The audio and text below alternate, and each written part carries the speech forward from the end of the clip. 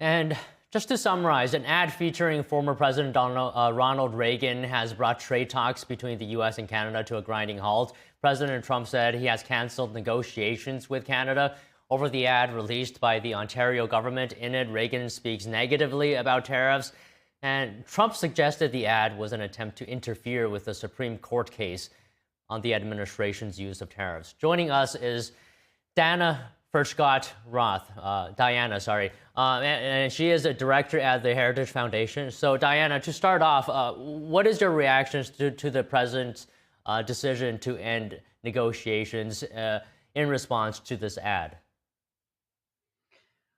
Well, I'm sure that the negotiations are going to continue in due course. What we see with negotiations is that they go up and down, and I'm sure things are going to be headed in the right direction because both countries need each other. If you look at our energy platform, for example, we refine a lot of Canadian crude oil. The Canadians give us a discount on that and then send it back in terms of refined products and gasoline. We have light crude, they have sour heavy crude. They're refined in the United States. So there's a lot of advantage between trade, with trade between the United States and Canada. And I'm sure that these discussions are going to continue after this temporary blip. But do you feel this does this put a strain, at least to a certain degree, on the relationship between the U.S. and Canada? That President Trump says we're terminating all trade talks. Well, he has said that in the past. I think one has to look past what President Trump says, what Prime Minister Carney say. I think we have to look past what they say and look at the end goal. And we also have to look in terms of whether tariffs are fair or not.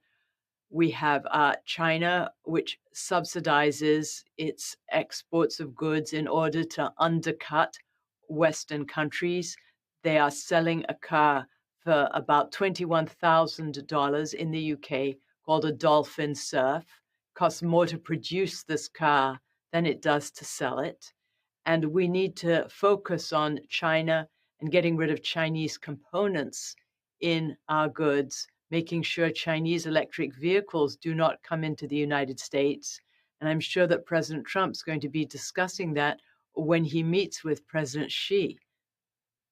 So, Diana, I just want to focus a little bit longer on this relationship between the U.S. and Canada. It seems like you're optimistic that trade negotiations will continue. What needs to happen in order for these negotiations to resume? Well, in the past, there's generally been some discussion between the leaders, some face-saving announcements, and then these discussions have continued. Look what happened with Switzerland when President Trump cut off negotiations. They were resumed. So the two countries are so closely interlocked. For example, Canada provides hydroelectric power to New England. New England is electricity. The electricity in New England is dependent on Canada. There is too much at stake for them not to make a deal. And I'm sure a deal is going to be made. And let me tell you, with these politicians, you cannot believe always what they say. You have to look past immediate words. You know how George Orwell defined diplomats? Good men sent abroad to lie for their country. There's a lot of words, but you have to look at what actions are going to happen. Right, right. And we've seen President Trump, sort of flip-flop on tariffs as well. So we'll just have to wait and see on this what happens. So, Diana, can I also get your view on what former President Reagan said about tariffs? What is the context here? Well, back in the 1980s, most countries we traded with were on an even playing field. And President Reagan was talking about the benefits of free trade. Now, with China using subsidies to promote all its different industries, using slave labor in Xinjiang, building 2 coal-fired power plants a week while it says that is reducing emissions. I mean, China is a serious threat to world trade. And I think if President Reagan were alive today, he would realize that. trade with China is not fair and it's not free. Do you think this has the potential, at least, this latest development, to perhaps push Canada closer to Beijing in terms of a trading partner? Well, no one knows what's going to happen in the future, but we also need to look at non-tariff barriers. For example, Europe is putting up a lot of non-tariff regulatory barriers to American goods. It has the Corporate Sustainability Due Diligence Directive, which says that any company with more than $500 million in revenue has to declare its emissions, the emissions of its contractors, the emissions of its contractors, and has to reorient its operations towards net zero.